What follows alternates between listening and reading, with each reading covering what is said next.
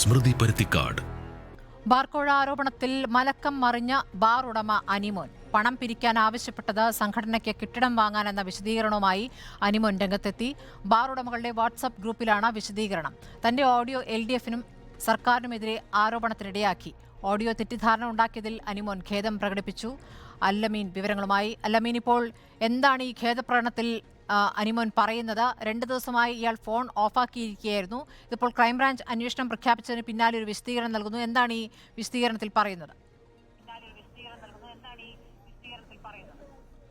സ്മൃതി, ഈ ആരോപണത്തിന് പിന്നാലെ വിവാദമായ ശബ്ദരേഖ ബാറുടമകളുടെ ഗ്രൂപ്പിൽ വന്നതിന് പിന്നാലെ അനിമോൻ ഫോൺ ഓഫ് ചെയ്ത് കാണാമറയത്തേക്ക് മാറിയിരുന്നു. ഇപ്പോൾ ഫോൺ ഓൺ ചെയ്ത് വാട്സപ്പ് ബാർ മുതലാളിമാരുടെ ഗ്രൂപ്പിൽ ഒരു നെടുനീളൻ പോസ്റ്റാണ് ഇട്ടിരിക്കുന്നത്, ഒരു കുറിപ്പാണ് ഇട്ടിരിക്കുന്നത്. ആ കുറിപ്പിൽ പറയുന്നത് ഇന്നലെ എന്താണോ ഈ ആരോപണങ്ങൾക്ക് പിന്നാലെ ഫെഡറേഷൻ ഓഫ് കേരള ഹോട്ടൽസ് അസോസിയേഷന്റെ സംസ്ഥാന അധ്യക്ഷൻ V. സുനിൽകുമാർ പറഞ്ഞത്, അതിനെ ഏറ്റുപിടിച്ചുകൊണ്ട് അല്ലെങ്കിൽ അതിനെ സാധൂകരിക്കുന്ന തരത്തിലുള്ള ഒരു പ്രതികരണമാണ്, ഒരു കുറിപ്പാണ് അനിമോൻ ഈ ഗ്രൂപ്പിൽ ഇട്ടിരിക്കുന്നത്. അദ്ദേഹം പറയുന്നത് എറണാകുളത്ത് നടന്ന എക്സിക്യൂട്ടീവ് കമ്മിറ്റി യോഗത്തിൽ സംഘടനയുടെ പുതിയ ഓഫീസ് നിർമ്മാണവുമായി ബന്ധപ്പെട്ട അതിന്റെ ഫണ്ട് പിരിവുമായി ബന്ധപ്പെട്ട ചില സംസാരമുണ്ടായി, ചില തർക്കങ്ങളുണ്ടായി. അതിന്റെ പേരിൽ തന്നെ സസ്പെൻഡ് ചെയ്യണമെന്ന് ചില നേതാക്കൾ നിലപാട് സ്വീകരിക്കുകയും ചെയ്തു. ഇടുക്കി ജില്ലയിലെ ബാറുടമകൾ പണം കൊടുക്കാത്തത് ചൂണ്ടിക്കാട്ടിയായിരുന്നു തനിക്കെതിരെ ആരോപണം ആ യോഗത്തിലുണ്ടായത്. തന്നെ കോർണർ ചെയ്തായിരുന്നു സംസാരിച്ചത്.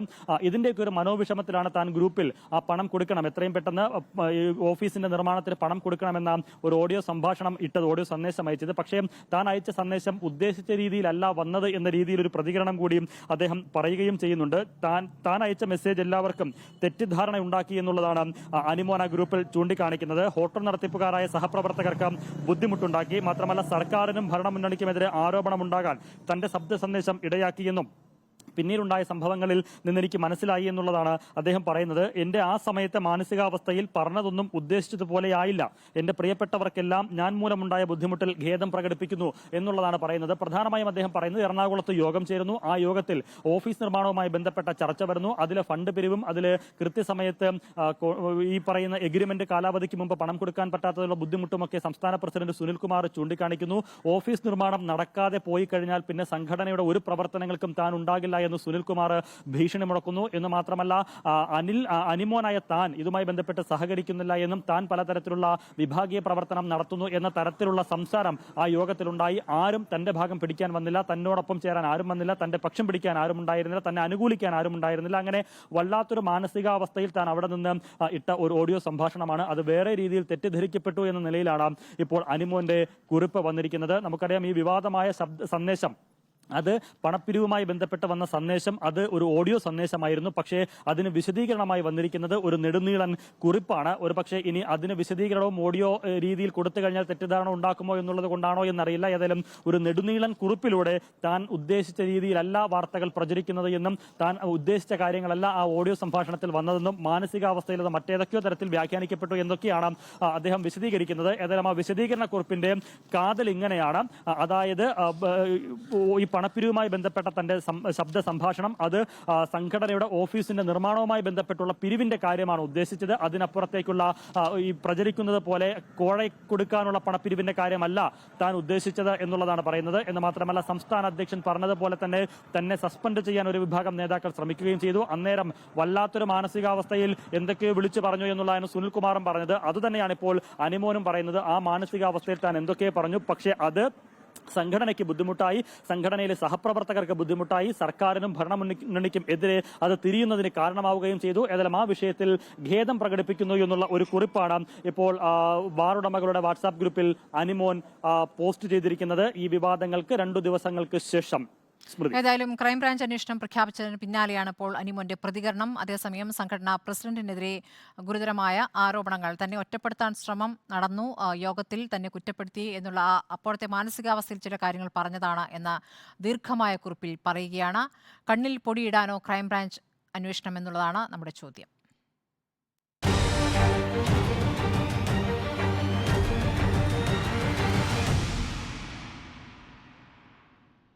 ചർച്ചയിൽ കോൺഗ്രസ് പ്രതിനിധി VP സജീന്ദ്രൻ, ഇടത് സഹയാത്രികൻ M. ജയചന്ദ്രൻ, KCBC മദ്യവിരുദ്ധ സമിതിയുടെ സെക്രട്ടറി പ്രസാദ് കുരുവിള എന്നിവരാണ് ചർച്ചയിലുള്ളത്. ആദ്യം ശ്രീ VP സജീന്ദ്രൻ, നിങ്ങൾ ഇന്ന് ജുഡീഷ്യൽ അന്വേഷണം ആവശ്യപ്പെട്ടു. ക്രൈംബ്രാഞ്ച് അന്വേഷണം സർക്കാർ പ്രഖ്യാപിച്ചു. അന്വേഷണ ഉദ്യോഗസ്ഥരാണെന്ന് തീരുമാനിച്ചപ്പോൾ ഏറ്റവും ഒടുവിൽ ഇതാ അനിമോന്റെ വിശദീകരണക്കുറിപ്പ് വരുന്നു. സർക്കാരിനെയും സർക്കാരിനെ പ്രതിരോധത്തിലാക്കുന്ന രീതിയിലുള്ള ഒരു പ്രതികരണമായി പോയി താൻ നടത്തിയത്. താൻ അങ്ങനെയല്ല ഉദ്ദേശിച്ചത്. എന്താണോ നേരത്തെ സംഘടനാ പ്രസിഡന്റ് പറഞ്ഞത് അതേ വാദങ്ങൾ മറ്റൊരു രൂപത്തിൽ ഇപ്പോൾ അനിമോൻ പറയുന്നു. നിങ്ങൾ വിശ്വാസത്തിലെടുക്കുന്നുണ്ടോ ഈ പ്രതികരണത്തെ?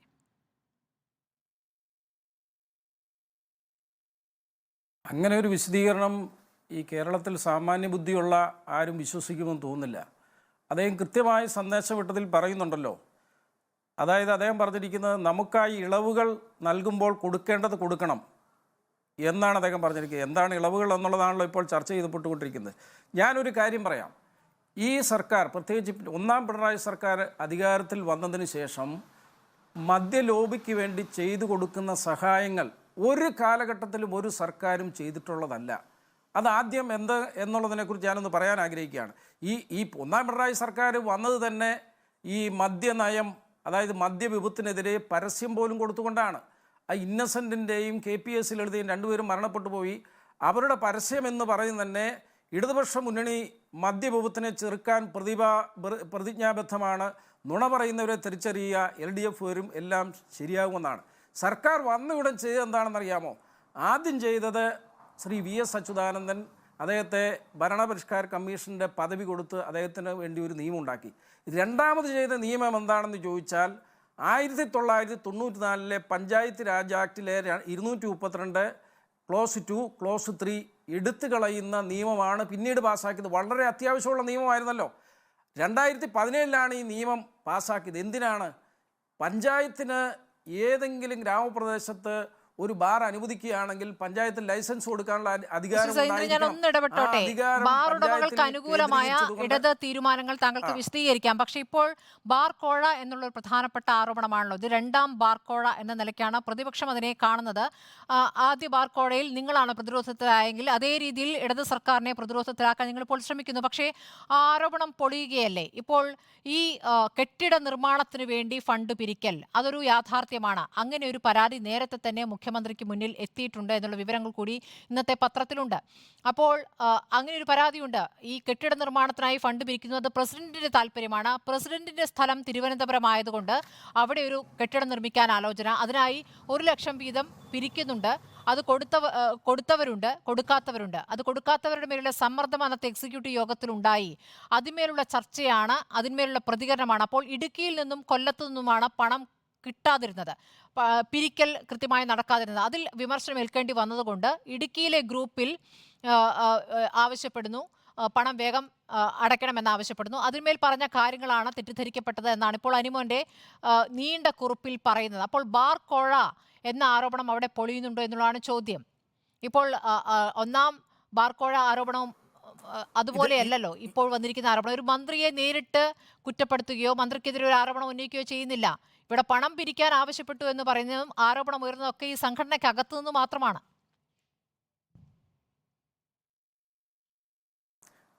സാധാരണ രീതിയിൽ LDFൻ്റെ ഗവൺമെൻറ് ഏതെങ്കിലും ഈ ബാർ മുതലാളിമാർക്ക് അല്ലെങ്കിൽ ഈ സംഘടനയ്ക്ക് അനുകൂലമായ ഒരു നിയമം ഉണ്ടാക്കുമ്പോൾ അതിൽ നിന്നും കൃത്യമായ പിരിവ് നടത്തിയതിന് ശേഷമാണ് ഇവർക്ക് സഹായം ചെയ്യുന്നത്. എല്ലാ വർഷവും ഏപ്രിൽ 1-ാം തീയതിയാണ് മദ്യനയം സാധാരണ രീതിയിൽ പ്രഖ്യാപിക്കാറുള്ളത്. ഈ വർഷം ചെയ്തത് എന്താ? ഈ വർഷം അവർക്ക് മദ്യനയം പ്രഖ്യാപിക്കാൻ പറ്റാതെ വന്നു. കാരണം കോഡ് ഓഫ് കോണ്ടാക്ട്സ് നിലവിൽ വന്നു, തെരഞ്ഞെടുപ്പായതുകൊണ്ട് അത് നടത്താൻ പറ്റിയില്ല. ഇത് പ്രഖ്യാപിക്കാൻ വേണ്ടി മാർച്ച് മാസത്തിൽ ചീഫ് സെക്രട്ടറിയുടെ നേതൃത്വത്തിൽ ഫിനാൻസ് സെക്രട്ടറിയും അതുപോലെ തന്നെ ടാക്സ് സെക്രട്ടറി, എക്സൈസ് സെക്രട്ടറി ഇവരുടെ എല്ലാം യോഗം ഫിനാൻസ് സെക്രട്ടറി വിളിച്ചുകൂട്ടി മാർച്ച് മാസത്തിൽ ആ യോഗത്തിൽ ടൂറിസം സെക്രട്ടറിയും പങ്കെടുത്തു. ടൂറിസത്തിൻ്റെ നിർദ്ദേശം എന്നുള്ള നിലയിൽ ഇവർ തന്നെ ബാർ ഉടമകൾക്ക് നേരത്തെ നിർദ്ദേശം കൊടുത്തിരുന്നു, അല്ല ഞങ്ങളിങ്ങനെ ചെയ്തു തരാം.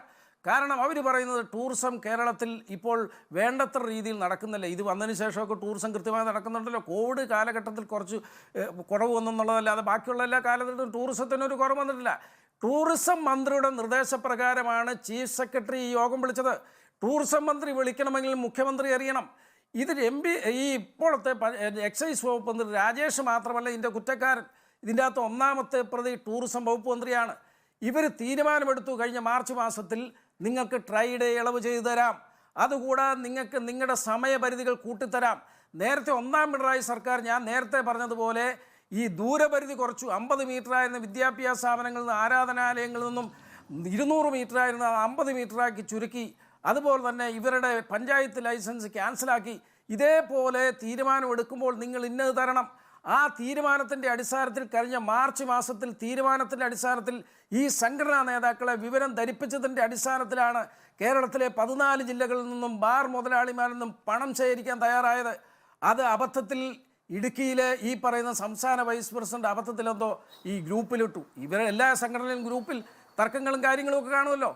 ഈ പറയുന്ന ഈ ബാർ നടത്തുന്ന ഏതെങ്കിലും ഒരുത്തൻ ബുദ്ധിയില്ലാത്തവനാണോ? ബാർ നടത്തുന്നവൻ കേരളത്തിലെ അതിബുദ്ധിമാന്മാരാണ്, പണം വാരിയെടുക്കുന്നവന്മാരാണ്, കോരിയെടുക്കുന്നവന്മാരാണ്. ഇവരൊക്കെ രാഷ്ട്രീയക്കാരെയൊക്കെ എങ്ങനെ കൈകാര്യം ചെയ്യണമെന്നും ഭരണകക്ഷിക്കാരെ എങ്ങനെ കൈകാര്യം ചെയ്യണമെന്നും അറിയാവുന്ന ബുദ്ധിമാന്മാരായ ബിസിനസ്സുകാരാണ്. കേരളത്തിൽ ഏറ്റവും കൂടുതൽ ബുദ്ധിയുള്ള ബിസിനസ്സുകാരാണ് ഈ ബാർ മുതലാളിമാർ. അവർ അബദ്ധത്തിൽ പറഞ്ഞതാണ്, അല്ലെങ്കിൽ കെട്ടിടത്തിന് വേണ്ടിയാണ് ഞങ്ങൾ പണം പിരിക്കുന്നതെന്ന് പറഞ്ഞു കഴിഞ്ഞാൽ ആരും വിശ്വസിക്കില്ല. ഇതിൽ ഒന്നാം പ്രതി ടൂറിസം മന്ത്രിയും രണ്ടാം പ്രതിയാണ് എം പി രാജേഷ് ഈ യോഗം വിളിക്കുന്ന അദ്ദേഹത്തിനും അറിയാം. അപ്പോൾ ഉദ്യോഗസ്ഥ തലത്തിൽ ഗവൺമെൻറ്റിൻ്റെ നിർദ്ദേശമനുസരിച്ച് യോഗം കൂടി ഈ ട്രൈഡേ മാറ്റാനും അതോടൊപ്പം തന്നെ സമയപരിധി കൂട്ടി ഈ ബാർ ബിസിനസ്സുകാർക്ക് കോടികളുടെ ലാഭം ഓരോ വർഷം ഉണ്ടാക്കി കൊടുക്കുവാനും ഞങ്ങളിതാ തയ്യാറായി നിൽക്കുകയാണ്, നിങ്ങൾ പണം പിരിച്ചുകൊണ്ട് റെഡിയായി കൊണ്ടുവരിക എന്നുള്ള നിർദ്ദേശം കൊടുത്തു. അതിപ്പം പൊളിഞ്ഞു പോയപ്പോൾ ഈ അനിമോനും അവിടെ ബിസിനസ് ചെയ്ത് ജീവിക്കണ്ടേ? അദ്ദേഹത്തിന് ജീവന് ഭയമില്ലേ? അദ്ദേഹത്തിന് ഒറ്റയ്ക്ക് ഫൈറ്റ് ചെയ്യാൻ പറ്റുമോ? അപ്പോൾ അദ്ദേഹം ഇത് പുറത്തു പോയപ്പോൾ അദ്ദേഹം സത്യത്തിൽ പെട്ടുപോവുകയാണ് ചെയ്തത്. അപ്പോൾ അതുകൊണ്ട് ഭരണകക്ഷിയുടെ മുഴുവൻ നേതാക്കളുടെയും പാർട്ടിയുടെയും ഒക്കെ ഭീഷണി കണ്ടുകൊണ്ടാണ് അദ്ദേഹം ഇപ്പോൾ ഒരു കുറിപ്പെഴുതിക്കൊണ്ട് ഇപ്പം പുറത്തു വന്നിരിക്കുക. അല്ലാതെ ഇതിൻ്റെ വസ്തുതയിൽ ഒരു കുറവുമില്ല. അതുകൊണ്ട് പിണറായി സർക്കാർ ഒന്നും രണ്ടും പിണറായി സർക്കാരുകൾ ബാർ ഉടമകൾക്ക് അനുകൂലമായ തീരുമാനങ്ങളാണ് എടുത്തിട്ടുള്ളത്. അതിന്റെ കുറെ കണക്കുകളുണ്ട്. അപ്പോൾ ഈ രണ്ടാം പിണറായി സർക്കാർ വന്ന ശേഷം പുതുതായി അനുവദിച്ചത് 97 ബാറുകളാണ്. ഈ ബാർ ലൈസൻസ് ബിയർ വൈൻ പാർലറുകൾക്ക് ലൈസൻസ് പുതുക്കി നൽകുക കൂടി ചെയ്തതോടുകൂടി 130 ബാറുകൾ അധികമായി തുറക്കുകയും ചെയ്തിരിക്കുന്നു. വേറെയും അവർക്ക് അനുകൂലമായ ചില കാര്യങ്ങളുണ്ട്. ഈ ടേൺ ഓവർ ടാക്സ് വെട്ടിപ്പ് നടത്തിയ ബാറുകൾക്ക് മദ്യം നൽകരുത് എന്ന നികുതി വകുപ്പിന്റെ നിലപാട്, നികുതി വകുപ്പ് പറഞ്ഞാണ് കൊടുക്കരുത് എന്ന്, ആ നിലപാട് അട്ടിമറിച്ചു. അപ്പോൾ പൂർണ്ണമായും ബാർ ഉടമകൾക്ക് അനുകൂലമായ തീരുമാനങ്ങൾ ഒരു വശത്ത് ചെയ്തുകൊണ്ടിരിക്കുന്നു. അപ്പോൾ അടുത്ത കൂടുതൽ അനുകൂലമായ നിലപാടുണ്ടാക്കാൻ വേണ്ടി നമ്മളിതാ പണം പിരിച്ചു നൽകേണ്ടതുണ്ട് എന്ന് ബാർ ഉടമകളുടെ സംഘടന ആലോചിക്കുന്നു. അതിന്മേൽ ഇത്ര പണം ഓരോരുത്തരും നൽകണമെന്ന് പറയുന്നു. ഇതായിരുന്നു ആ ശബ്ദരേഖ എന്ന വ്യാഖ്യാനം സ്വാഭാവികമായി ഉയരുന്നതാണ്. അപ്പോൾ അങ്ങനെ ഒരു ആലോചനയെ ഉണ്ടായിട്ടില്ല എന്നാണ് എക്സൈസ് മന്ത്രി ഇന്നലെ ഫേസ്ബുക്ക് പോസ്റ്റിൽ പറഞ്ഞത്. ആലോചനയില്ല എന്ന് പറയുമ്പോൾ ഈ പുറത്തു വന്ന കാര്യങ്ങളൊന്നും ആലോചിച്ചിട്ടേ ഇല്ല. ഇപ്പോൾ ഒരു മദ്യനയം വരുന്നേയുള്ളൂ, അതുമേലുള്ള ചർച്ചയും നടന്നിട്ടില്ല എന്നുള്ളതാണ്. പക്ഷേ ചർച്ച നടന്നിട്ടുണ്ട് എന്നുള്ള കാര്യം നമുക്കറിയാം. ചീഫ് സെക്രട്ടറിയുടെ അധ്യക്ഷതയിൽ നടന്ന യോഗത്തിൽ തന്നെ ഈ ഡ്രൈ ഡേ ഒഴിവാക്കുന്ന കാര്യമൊക്കെ ആലോചിച്ചതാണ്. അന്ന് തന്നെ വാർത്തകൾ വന്നിട്ടുള്ളതാണ്. അപ്പോൾ അത് നിഷേധിച്ചുകൊണ്ട് മന്ത്രി പറഞ്ഞുകൊണ്ട് കാര്യമുണ്ടോ?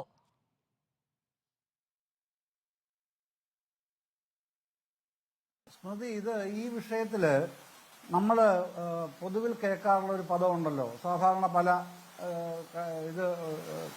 ഉപമയായിട്ട് ഉപയോഗിക്കുന്ന ഒരു പദമുണ്ട്, അധരവ്യായാമം. ശരിക്കും അധരവ്യായാമം എന്താണെന്നുള്ളത് മനസ്സിലായത് ഇന്നലെയും ഇന്നുമായിട്ടാണ്. ഈ പുതിയ ബാർക്കോഴ കേസ് എന്നുള്ള നിലയിൽ ഇത് LDF സർക്കാരിനെതിരെ കൊണ്ടുവരാം എന്ന് കരുതി കെട്ടിപ്പൊക്കിയതാണ് ഈ കഥ. ഇത് ഇന്നലെ മാത്രം ഉണ്ടായതല്ലല്ലോ, കഴിഞ്ഞ ഒരു മാസമായിട്ട് ഇതിങ്ങനെ ഏറെ നിൽപ്പുണ്ട്. ചില മാധ്യമങ്ങളിൽ സജീവമായി ഇത് കൊണ്ടു നടക്കുന്നുമുണ്ടായിരുന്നു. പക്ഷെ ഇന്നിപ്പോൾ എന്താ ഉണ്ടായത്? ഇപ്പോൾ താങ്കൾ പറഞ്ഞു ഈ ബാറുടമകളെ സംബന്ധിച്ച് ഒരുപാട് കാര്യങ്ങൾ അവർക്ക് അനുകൂലമായി ചെയ്തു കൊടുക്കുന്നുണ്ട് LDF സർക്കാർ എന്ന് പറയുന്നു. LDF സർക്കാരിന് ഈ 8 വർഷമായിട്ട് ഇത്തവണ പുതിയ മദ്യനയം ഉണ്ടാക്കുകയല്ലോ, എല്ലാ വർഷവും എക്സൈസ് പോളിസി ഉണ്ട്. ആ എക്സൈസ് പോളിസി അടിസ്ഥാനത്തിലാണ് ഇവിടുത്തെ ബാറുകളും മറ്റ് ഇതുമായി ബന്ധപ്പെട്ട അബ്കാരി രംഗത്തുള്ള എല്ലാം പ്രവർത്തിക്കുന്നത്. അത് കാലാകാലങ്ങളിൽ എല്ലാ വർഷവും ആബ്കാരി നയം ഉണ്ടാകും. ആ അബ്കാരി നയം ഇത്തവണ ഉണ്ടായിട്ടുണ്ടെങ്കിൽ ഇത്തരത്തിലുള്ള ചർച്ചകൾക്ക് കാമ്പും കഴമ്പുമുണ്ട് എന്ന് പറയാം. ഇപ്പോൾ ബഹുമാന്യ സുഹൃത്ത് ശ്രീ VP സജീന്ദ്രൻ പറയുന്നത് ശ്രീ MM ഹസൻ പറഞ്ഞ അതേപടി ആവർത്തിക്കുകയാണ്. 2 മന്ത്രിമാർക്കെതിരെയാണ് ആരോപണം. എന്താരോപണം? ഇവർക്ക് ഈ ബാർ ഉടമ സംഘം, അവരുടെ അസോസിയേഷൻ അല്ലെങ്കിൽ അവരുടെ സംഘടന ആർക്കെങ്കിലും അവർ ആരിൽ നിന്നെങ്കിലും ഈ സംഘടനയുടെ ആരിൽ നിന്നെങ്കിലും LDF നേതാക്കളോ മന്ത്രിമാരോ ആരെങ്കിലും ഒരു പൈസയെങ്കിലും കൈപ്പറ്റിയതായിട്ട് ഈ പിന്നെ MM ഹസൻ UDF കൺവീനർക്കോ ഈ ചർച്ചയിലിരിക്കുന്ന ശ്രീ VP സജീന്ദ്രനോ പറയാനുണ്ടോ? ഇല്ലല്ലോ. ഞങ്ങൾക്ക് വിവരം കിട്ടിയിട്ടുണ്ട് എന്നാണ് UDF കൺവീനർ പറയുന്നത്. അപ്പൊ അങ്ങനെയാണെങ്കിൽ സാർ ആ വിവരം തരണം. അത് പോലീസിന് എളുപ്പമല്ലേ അന്വേഷിക്കാൻ. ഇപ്പൊ നിങ്ങൾ പറയുന്നു പിണറായിയുടെ പോലീസിനെ വിജിലൻസിനെ ഒന്നും ക്രൈംബ്രാഞ്ചിനൊന്നും വിശ്വാസമില്ല. പക്ഷെ നിങ്ങൾ സോളിഡ് എവിഡൻസ് കൊടുക്കുകയാണെന്നുണ്ടെങ്കിൽ ആ എവിഡൻസ് മറികടന്ന് പോകാൻ പിണറായിയുടെ പോലീസിനും കഴിയില്ലല്ലോ. അത് നിങ്ങൾക്കറിയാവുന്ന കാര്യമല്ലേ. അത് പിന്നെ ഈ നിയമപ്രകാരം നിങ്ങളുടെ തെളിവുണ്ടെങ്കിൽ ആ തെളിവ് കൊടുത്താൽ അത് അവഗണിച്ചുകൊണ്ടോ മറികടന്നുകൊണ്ടോ മുമ്പോട്ട് പോകാനായിട്ട് ഒരു അന്വേഷണ സംവിധാനത്തിനും കഴിയില്ല. അപ്പൊ അത്തരത്തിൽ എന്തെങ്കിലും ഉണ്ടെങ്കിൽ നിങ്ങൾ പരസ്യമായി പറയണ്ട, നിങ്ങൾ അവിടെ കൊടുത്താൽ മതി. ഞങ്ങളത് അവിടെ കൊടുക്കും, ക്രൈംബ്രാഞ്ചിന് അന്വേഷണ സംഘത്തിന് മുമ്പാകെ ഞങ്ങളത് കൊടുക്കും എന്ന് പറയട്ടെ UDF കൺവീനർ. അത് കേരളത്തിലെ ജനങ്ങൾക്ക് അതാണല്ലോ ഏറ്റവും ഗുണകരമാകുന്ന ഒരു പ്രസ്താവന. ശ്രീ M. ജയേന്ദ്രൻ, അന്വേഷണ സംവിധാനത്തെ കുറിച്ച് പുകഴ്ത്തുമ്പോൾ ഒന്നാം ബാർകോഴ അന്വേഷണം എവിടെ എത്തി? അല്ല, ഞാൻ പറയുന്നത് 2024 സംഭവവാസമാണ് ഇപ്പൊ സംസാരിക്കുന്നത്. അതിനാണല്ലോ സ്മൃതി വിളിച്ചത് ഇന്നത്തെ ചർച്ചയ്ക്ക്. ഒന്നാം ബാർക്കോഴ കേസിന്റെ അന്വേഷണത്തിനെ സംബന്ധിച്ചുള്ള ചർച്ചകൾ നമുക്ക് വേറെ ചർച്ച ചെയ്യാം. ഇപ്പൊ ഈ പ്രശ്നമാണല്ലോ സർക്കാരിനെ എങ്ങനെ പ്രതികൂട്ടിലാക്കാം എന്ന് കരുതിയാണല്ലോ ഈ ചർച്ച ഉണ്ടാക്കിക്കൊണ്ട് വരുന്നത് തന്നെ. അപ്പൊ അത് തന്നെ ചർച്ച ചെയ്യുന്നല്ലേ ഏറ്റവും ഫലപ്രദമായ കാര്യം. ഒന്നാം ബാർക്കോഴ കേസില് അത് KM മാണി വെള്ളപൂശിയെന്ന് മാധ്യമങ്ങൾ ആവോളം പറഞ്ഞിട്ടുണ്ട്. LDFനെ അതിന്റെ പേരിൽ തേക്കാവുന്ന കാര്യം മുഴുവൻ വാരി തേക്കാൻ ശ്രമിച്ചിട്ടുമുണ്ട്. പക്ഷേ കേരള കോൺഗ്രസ് മാണി വിഭാഗം ഇപ്പോഴും പിന്നെ LDFിലാണ് ഉറച്ചു നിൽക്കുന്നത്. അതുകൊണ്ട് ആ ചർച്ചയ്ക്ക് ഇപ്പോ സാങ്കത്യമൊന്നും ഇപ്പൊ ഇവിടില്ല. അത് ശരി, മുന്നണി മാറുന്നതനുസരിച്ചാണ് കോഴ ആരോപണത്തിലെ അന്വേഷണം, അങ്ങനെയാണോ മനസ്സിലാക്കേണ്ടത് ശ്രീ M. ജയചന്ദ്രൻ? വിജിലൻസ് അന്വേഷിച്ചു, 3 തവണ ക്ലോഷർ റിപ്പോർട്ട് കോടതിയിൽ കൊടുത്തു, കോടതി അത് അംഗീകരിച്ചില്ല. നരേന്ദ്രമോദിയോട് ചോദിക്കണം ആ ചോദ്യം. അതെ, അത് നരേന്ദ്രമോദിയോട് ചോദിക്കേണ്ട ചോദ്യമാണ്. ഉദ്ധവ് താക്കറെയുടെ പക്ഷത്ത് നിന്നവരെ എല്ലാം അങ്ങോട്ട് പറഞ്ഞു മാറ്റിയിട്ട് അവരുടനെ വെളുപ്പ് ഒരു വിഭാഗം പ്രഫുൽ പട്ടേല് മിടുക്കനായത് അങ്ങനെയാണ്, അഴിമതി ഇല്ലാതായത് അങ്ങനെയാണ്. അത് അവിടെയാണ് ചോദിക്കേണ്ടത്, ഇവിടെ അല്ല. ഇവിടെ അങ്ങനെയല്ലല്ലോ അന്ന് സംഭവിച്ചത്. അത് മറ്റൊരു സംഗതിയാണ്. ഞാൻ പറഞ്ഞില്ലേ ഈ വിഷയത്തിൽ ബുദ്ധിമുട്ടുണ്ടാണ് ഈ വിഷയം ചർച്ച ചെയ്യുന്നത്. ആ വിഷയത്തിലേക്ക് തന്നെ വരൂ, അതല്ലേ വേണ്ടത്. ഇതിനിപ്പോൾ രണ്ടാം ബാർക്കോഴ എന്ന് പറയുമ്പോൾ ഒന്നാം ബാർക്കോഴ എന്തായെന്ന് ചോദ്യം ചോദിക്കാനേ പാടില്ല എന്നെങ്ങനെയാണ് താങ്കൾ പറയുക ശ്രീ ജയേന്ദ്രൻ? അല്ല, ഈ പഴയൊരു പഴഞ്ചൊല്ലുണ്ട്, തൈലാദി വസ്തുക്കൾ അശുദ്ധമായാൽ പൗലോസ് തൊട്ടാൽ അത് ശുദ്ധമാണല്ലോ എന്ന് പറഞ്ഞതുപോലെയാണ്. ഇപ്പം മാണി സാറിനെ കോഴമാണി എന്ന് വിളിച്ച് ആക്ഷേപിച്ച് അദ്ദേഹത്തെ കൊല്ലാൻ പോലും നിയമസഭ അടിച്ചു തകർത്ത് DYFIയുടെ നേതൃത്വത്തിൽ പാലായിൽ അദ്ദേഹത്തിൻ്റെ ദേഹത്ത് ചെരുപ്പെറിഞ്ഞ് സമരം നടത്തിയ ഈ ജയേന്ദ്ര സാർ ഇടതുപക്ഷ നിരീക്ഷകനല്ലേ? അങ്ങ് വിശ്വസിക്കുന്ന പാർട്ടിയുടെ നിലപാട് എന്താ? ഒന്നാം ബാർക്കോഴ കേസിൽ അങ്ങയുടെ നിലപാട് ഇപ്പോൾ ഒന്ന് തുറന്നു പറയാമോ ഈ ചാനലിൽ പൊതുജനങ്ങളോട്, ഇത് വീക്ഷിക്കുന്ന പ്രേക്ഷകരോട്? അങ്ങനെ ഇത് ചർച്ച ചെയ്യാനല്ല അങ്ങ് വന്നിരിക്കുന്നെന്ന് പറഞ്ഞാൽ അങ്ങ് ചർച്ചകൾ ഇപ്പോട്ട് പറഞ്ഞ ശ്രീ സജീന്ദ്രൻ അദ്ദേഹം പൂർത്തിയാക്കട്ടെ. ശ്രീ ജയേന്ദ്രൻ പറയൂ. അല്ല, അങ്ങനെയല്ലല്ലോ ഇത്. പിന്നെ ഒന്നാം ബാർക്കോഴ കേസിന്റെ കാര്യമാണ് ചർച്ചാ വിഷയമെങ്കിൽ അത് പറഞ്ഞാൽ മതിയായിരുന്നു. ഞാൻ അതിനകത്ത് എല്ലാ പിന്നെ താങ്കൾ ചോദിക്കുന്ന അടക്കമുള്ള കാര്യങ്ങളെല്ലാമായിട്ട് തന്നെ ഇവിടെ വന്നിരിക്കും. ഇപ്പൊ അതിന്റെ 2014 മാർച്ച് 21, 22 പിന്നെ ഏപ്രിൽ 2 അത്തരം ചില തീയതികൾ മാത്രമേ ഇപ്പൊ മുമ്പിലുള്ളൂ. അതിന്റെ പിന്നെ ക്രോണോളജി മൊത്തം എടുക്കണമല്ലോ. അത് എടുത്തുകൊണ്ട് തന്നെ ഇരിക്കാം. K. ബാബുവിനെ സംബന്ധിച്ച് എന്താണ് പറഞ്ഞതെന്നുള്ളത് അതുകൂടെ എടുക്കാം. പിന്നെ മാണിസാറിനെ മാത്രമല്ലല്ലോ, ഇദ്ദേഹവും വന്നല്ലോ, അടൂർ പ്രകാശം വന്നായിരുന്നല്ലോ, അടൂർ പ്രകാശനെതിരെ ഉണ്ടായിരുന്നല്ലോ. അപ്പൊ അതും എടുക്കാം. അതെല്ലാം എടുത്ത് ഞാനൊരു സെറ്റായിട്ട് തന്നെ വരാമെന്നെ. ഫയലെല്ലാം എൻ്റെ കയ്യിലുണ്ട്, അങ്ങത് സംശയിക്കണ്ട. ഫയലുകളെല്ലാം എൻ്റെ കയ്യിലുണ്ട്. പക്ഷേ അവരൊക്കെ UDF തന്നെയുണ്ട്.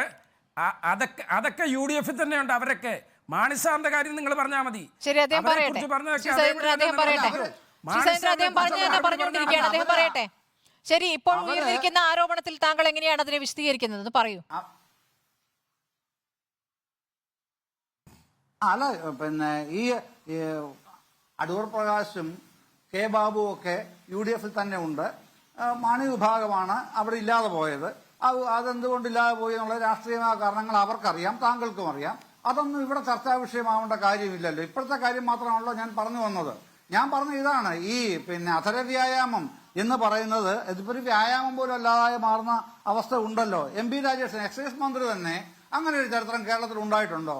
എക്സൈസ് മന്ത്രി തന്നെ DGPക്ക് പരാതി കൊടുക്കുക, ഇങ്ങനത്തെ ആരോപണം ഉയർന്നിരിക്കുന്നു, അതുകൊണ്ട് ഇതിനെപ്പറ്റി സമഗ്രമായി അന്വേഷിക്കണം എന്ന് പറഞ്ഞ് എക്സൈസ് മന്ത്രി DGPക്ക് പരാതി കൊടുക്കുന്ന ചരിത്രം ഇതിനു മുൻപ് എന്തെങ്കിലും ഉണ്ടായിട്ട് ശ്രീ VP സജീന്ദ്രൻ താങ്കൾക്കറിയുമോ? എനിക്കറിഞ്ഞുകൂടാ, അതുകൊണ്ട് ഞാൻ ചോദിക്കുകയാണ്. അപ്പൊ അങ്ങനത്തെ പരാതിയാണ് ഇപ്പോൾ ഇന്നലെ ഉണ്ടായത്.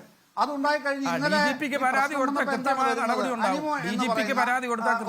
മറ്റൊരു പിന്നെ ബാർ ഉടമ പറഞ്ഞോളൂ. അല്ല, ഞാനൊന്ന് പറയട്ടെ സാർ, ഞാൻ താങ്കളുടെ സമയത്ത് ഇടപെടാനേ വരുന്നില്ലല്ലോ, ഞാനൊന്ന് പറഞ്ഞു തീർത്തോട്ടെ പ്ലീസ്.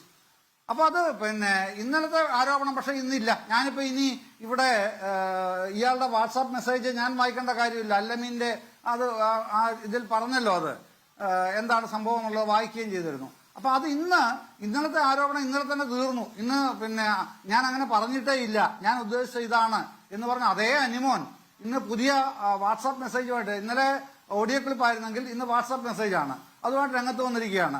അതോടുകൂടി ഇനി എന്താണ് ഇതിൻ്റെ അകത്ത് നിലനിൽക്കുന്നത്? ഈ 3 ആഴ്ച മുൻപ് മുഖ്യമന്ത്രിക്ക് ഒരു പരാതി കിട്ടി, ഒന്നരാളെ പരാതിയുണ്ട്, കിട്ടിയിരുന്നല്ലോ. അത് വിജിലൻസ് അന്വേഷിച്ചുകൊണ്ടിരിക്കുന്നുണ്ട്. ഇന്നലെയും ഈ സംഘടനാ നേതാക്കളെല്ലാം വിളിച്ചു ചോദിച്ചതായിട്ട് മറ്റേ ഇയാൾ ചൈന സുനിൽ പറഞ്ഞിട്ടുണ്ടല്ലോ, ഇവരെയൊക്കെ വിളിച്ച് വിജിലൻസ് ഓഫീസർ ചോദിച്ചിരുന്നു എന്നുള്ളത്. അപ്പൊ ആ കാര്യങ്ങൾ വേറെ വഴിക്ക് നടക്കുന്നുണ്ട്. ഇന്നത്തോടുകൂടി ഇതിന്റെ കെട്ടി തീർന്നു. ഇനിയിപ്പോ എന്താണ് പറയാൻ കഴിയുക? ഇതിന്റെ അകത്ത് പിന്നെ എക്സൈസ് മന്ത്രി മാത്രമല്ല, പിന്നെ ടൂറിസം മന്ത്രിയുണ്ട്. ആയിക്കോട്ടെ സാർ, ഞാനതാണ് പറഞ്ഞത്. അനിമോനെ പൂർണ്ണമായും വിശ്വാസത്തിലെടുക്കുന്നു അല്ലേ? ഉദ്യോഗസ്ഥർക്ക് കൈമാറിയിട്ട് അനിമോൻ പറയുന്നതിനെ പൂർണ്ണമായും വിശ്വാസത്തിലെടുക്കുന്നു അല്ലേ? ഞാൻ അല്ല, മാധ്യമങ്ങൾക്ക് വിശ്വാസം എടുക്കാതിരിക്കാൻ പറ്റുമോ? എന്റെ കാര്യം ഇടതുപക്ഷത്തിന്റെ കാര്യവും വിടൂ. മാധ്യമങ്ങൾക്ക് അല്ല, വിശ്വാസത്തിലൊന്നുമില്ല. ഇന്നിപ്പോൾ ആ ഗ്രൂപ്പിൽ വന്നിരിക്കുന്ന ഒരു സന്ദേശം എന്നുള്ള നിലയ്ക്ക് അത് വാർത്തയാണ്. ആ വാർത്ത പുറത്തേക്ക് വരേണ്ടതുണ്ട്. ഈ അനിമോൻ എവിടെ? അനിമോനെ പുറത്തിറങ്ങാൻ പറ്റാത്ത രീതിയിൽ ഒരു മിനിറ്റ്, നേരത്തെ ഇങ്ങനെ ഒരു കാര്യം ഓഡിയോ ക്ലിപ്പ് പുറത്തു വന്ന ശേഷം അനിമോനെ കാണാനില്ലായിരുന്നു. പുറത്തേക്ക് വരാൻ പറ്റാത്ത വിധത്തിൽ സമ്മർദ്ദം അനിമോനുണ്ട് എന്നല്ലേ മനസ്സിലാക്കേണ്ടത്? അപ്പോൾ പിന്നെ മാറ്റി പറയല്ല, എന്താണ് വഴി? അല്ല, അയാളുടെ വാട്സാപ്പ് മെസ്സേജിലൊന്നും CPM അയാളെ എവിടെയെങ്കിലും കടത്തിക്കൊണ്ടുപോയി ഒളിപ്പിച്ചിരിക്കാന്ന് അയാൾ പറയുന്നില്ലല്ലോ. പിന്നെ അയാൾ എവിടെയായിരുന്നോ അയാൾ വെളിപ്പെടുത്തട്ടെ. അതൊന്നും എന്റെ തലവേദനയല്ല, ഇടതുപക്ഷത്തിന്റെയും തലവേദനയല്ല. അതൊന്നും പറയേണ്ട, അന്വേഷിക്കേണ്ട കാര്യമില്ല. ബന്ധപ്പെട്ടപ്പം മാധ്യമങ്ങളാണല്ലോ ഇന്നലെ അയാളെ മുഴുവൻ എഴുന്നള്ളിച്ചുകൊണ്ട് നടന്നത്. അപ്പൊ ഇന്ന് അയാൾ പറയുന്നതും പറയാൻ ബാധ്യസ്ഥരായി മാറിപ്പോയി എന്നുള്ളതാണ് അതിനകത്തെ ദൗർഭാഗ്യകരമായ അവസ്ഥ മാധ്യമങ്ങളുടെ മുമ്പിൽ വന്നുവിട്ടിരിക്കുന്നത്. ശ്രീ പ്രസാദ് കുരുവിള, നേരത്തെ KCBCയുടെ പ്രതികരണമായി വന്നത് മന്ത്രിയെ വിശ്വാസത്തിലെടുക്കുന്നില്ല എന്നുള്ളതാണ്, മന്ത്രിയുടെ പ്രതികരണം വിശ്വസിക്കുന്നില്ല എന്നുള്ളതാണ്. പക്ഷേ ഇപ്പോൾ അനിമോന്റെ ഒരു സന്ദേശം കൂടി വരുന്ന പശ്ചാത്തലത്തിൽ അത് നിങ്ങൾ എങ്ങനെയാണ് വിലയിരുത്തുന്നത്? യഥാർത്ഥത്തിൽ ഈ വിവാദം ഒരു പുതിയ സംഭവവികാസമായിട്ട് ഞാൻ ഇതിനെ കാണുന്നില്ല. കാരണം ഏതൊക്കെ കാലഘട്ടങ്ങളിൽ മദ്യനയം രൂപീകരിക്കപ്പെട്ടിട്ടുണ്ടോ ആ കാലഘട്ടങ്ങളിലൊക്കെ തന്നെ വിവാദങ്ങൾ ഉണ്ടായിട്ടുണ്ട്. ഇതിന് ഞങ്ങൾ കാണുന്നൊരു കാര്യമുണ്ട്, ഇത് ഭരണകർത്താക്കളും അബ്കാരികളും തമ്മിലൊരു ബാന്ധവത്തിൻ്റെ ഫലമാണ്. മുൻകാലങ്ങളിൽ കുറേ വർഷങ്ങൾക്ക് മുമ്പൊക്കെ തന്നെ ഈ മദ്യനയ രൂപീകരണത്തിന് മുമ്പേ തന്നെ പൊതുസമൂഹത്തിൻ്റെ അഭിപ്രായങ്ങൾ ആരായാൻ, മദ്യവിരുദ്ധ പ്രസ്ഥാനങ്ങളുടെ അഭിപ്രായങ്ങൾ ആരായാൻ വേണ്ടി സർക്കാരിൻ്റെ ഭാഗത്തുനിന്ന് ചർച്ചയ്ക്ക് വിളിക്കാറുണ്ടായിരുന്നു. ഇപ്പോൾ ഉള്ള ചർച്ച എന്ന് പറയുന്നത് അബ്കാരികളും ഭരണകർത്താക്കളും തനിയെയുള്ള ചർച്ചയാണ്. അതുകൊണ്ട് തന്നെ ഇതിൻ്റെ അകത്ത് എന്തേലും ചീഞ്ഞു നാറുന്നുണ്ട് എന്ന് സംശയിക്കാതിരിക്കാനാവില്ല. ഇപ്പോൾ ദീപസ്തംഭം മഹാശ്ചര്യം നമുക്കും കിട്ടണം പണം എന്നുള്ളൊരു ധാരണ ഉണ്ടാവുന്നുണ്ട്. ഈ ഇടത് സഹയാത്രികനും കോൺഗ്രസിൻ്റെ VP സജീന്ദ്രനും കൂടെ ചർച്ച ചെയ്യുന്ന കാര്യങ്ങൾ കേൾക്കുമ്പം സത്യത്തിൽ ഞങ്ങളെപ്പോലുള്ളൊരു ഉള്ളിൽ ഊറിച്ചിരിക്കുക. കാരണം കഴിഞ്ഞ സർക്കാരിൻ്റെ കാലത്ത് എന്താ സംഭവിച്ചത്? ഇത് സജീന്ദ്രനെ സൂചിപ്പിച്ചല്ലോ. ഇടതുപക്ഷ മുന്നണിയുടെ ജനപ്രതിനിധികൾ നിയമസഭ നമ്മുടെ നികുതി ഉപയോഗിച്ച് തയ്യാറാക്കിയ നിയമസഭയിലെ ഉപകരണങ്ങളെല്ലാം അടിച്ചു തകർത്ത് എന്ത് വലിയ വിവാദമായിരുന്നു. അതിനുശേഷം അവർ തന്നെ അതുപോലൊരു വിവാദത്തിൽപ്പെട്ടിരിക്കുകയല്ലേ. അപ്പോൾ ഇതിൻ്റെ അകത്ത് എന്തോ ഒന്ന് ചീഞ്ഞു നാറുന്നുണ്ട്. നമുക്കറിയാം, ഈ ബഡ്ജറ്റ് അവതരിപ്പിക്കാൻ തയ്യാറാക്കുന്ന കാലഘട്ടത്തിൽ ഈ കാര്യങ്ങളൊന്നും രഹസ്യം പുറത്തു പോകുന്നില്ലല്ലോ. എന്ന് പറഞ്ഞാൽ ഈ സർക്കാർ ഒരു നടപടിയിലേക്ക് നീങ്ങുന്നു എന്നുള്ള കാര്യം എങ്ങനെ മുൻകൂട്ടി പുറത്തുവിടുന്ന ആരാണ്? അതിൻ്റെ രഹസ്യം എങ്ങനെയാണ് പുറത്തു വന്നത്? അതുകൊണ്ടല്ലേ ഇത്രയും വലിയ വിവാദത്തിലേക്ക് കിടക്കുന്നത്. അപ്പോൾ സ്വാഭാവികമായിട്ടും സർക്കാരിൻ്റെ ഭാഗത്തു നിന്നുള്ള ആളുകൾ അബ്കാരികൾക്ക് അനുകൂലമായി അവരറിയാൻ വേണ്ടി ഇങ്ങനെ ഒരു നയം രൂപീകരിക്കാൻ പോകുന്നു, എന്തെങ്കിലും സമീപനം എടുത്തോ എന്നൊരു കാര്യങ്ങൾ നടക്കുന്നുണ്ടെന്നാണ് വിശ്വസിക്കേണ്ടിയിരിക്കുന്നത്. അല്ലെങ്കിൽ ഈ വിവാദം ഉണ്ടാകേണ്ട കാര്യമില്ല. പിന്നെ ഇതിപ്പോൾ പുറത്തു വരാനുണ്ടായ കാരണം ഇത് മാധ്യമങ്ങൾ ചുമ്മാ പടച്ചുവിട്ട കാര്യങ്ങളൊന്നുമല്ല, നമുക്ക് എല്ലാവർക്കും അറിയാം. ഇത് പുറത്തു വരാനുണ്ടായ കാരണം എന്ന് പറയുന്നത് ഇവരുടെ ഉള്ളിലെ ഉൾപ്പോരുകൾ തന്നെയാണ്, യാതൊരു സംശയവും വേണ്ട. എന്താ ഇവിടെ സംഭവിച്ചുകൊണ്ടിരിക്കുന്നത്? ഈ മദ്യം കൊണ്ട് പൊതുസമൂഹത്തിൻ്റെ എന്തെങ്കിലും നേട്ടം കിട്ടുന്നുണ്ടോ? എന്തെങ്കിലും നേട്ടം കിട്ടുന്നുണ്ടോ? ഒരു ശാരീരികപരമായി എന്തെങ്കിലും നേട്ടം കിട്ടുന്നുണ്ടോ? ഒരു നേട്ടം കിട്ടുന്നു. നേട്ടം കിട്ടുന്നത് അബ്കാരികൾക്കും സർക്കാരിനും മാത്രമാണ്. സംസ്ഥാനത്തെ ഏറ്റവും വലിയ അബ്കാരി എന്ന് പറയുന്ന സർക്കാരാണ്. മദ്യഷാപ്പുകൾ അനുവദിക്കുകയും മദ്യഷാപ്പുകൾ സ്വയം നടത്തുകയും ചെയ്യുന്ന സർക്കാർ തന്നെയാണ് നമ്മുടെ രാജ്യത്തെ ഏറ്റവും വലിയ അബ്കാരി. അപ്പോൾ ആ അബ്കാരി തന്നെ അബ്കാരികൾ തമ്മിൽ ഏറ്റവും വലിയ അബ്കാരിയായ സർക്കാരും ഒപ്പം മറ്റ് അബ്കാരികളെയും കൂടെ കൂട്ടിയുള്ള രഹസ്യ ചർച്ചയാണ് ഇവിടെ നടക്കുന്നത്. അതിൽ വരുന്ന എന്തോ ഒക്കെയുള്ള ഒരു ചീഞ്ഞുനാറ്റമുണ്ട്, അതിൻ്റെ കാര്യമാണ് പുറത്തു വന്നത്. മദ്യം അത് അണലിയെ പോലെ കടിക്കുകയും പാമ്പിനെ പോലെ കൊത്തുകയും ചെയ്യുമെന്ന് ബൈബിളിൽ പറഞ്ഞു കേട്ടിട്ടുണ്ട്.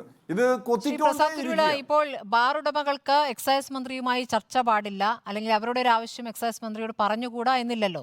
അങ്ങനെ ചർച്ചകൾ നടക്കുമായിരിക്കാം.